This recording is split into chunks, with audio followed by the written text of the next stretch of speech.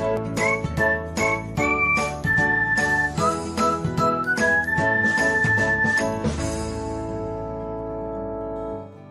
everyone, welcome back to another episode of Technology Glance. Today, in this video, I'm going to guide you through how you can change who can see my friend list to only me on Facebook Lite. So, let's get started. Firstly, open Facebook Lite app in your device. Then tap on three lines icon. Next, tap on settings. After that, tap on how people find and contact you. Next, you can see the option of who can see your friend list. Tap on it. After that, you can see the option of only me at the bottom. Tap on it.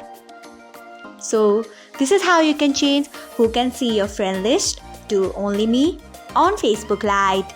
Thanks for watching. If you found this guide helpful, we would love it if you hit the thumbs up button below. We upload great new tech tutorials like this one every day. So, do not forget to subscribe to our channel and hit the bell icon so that you'll never miss another update.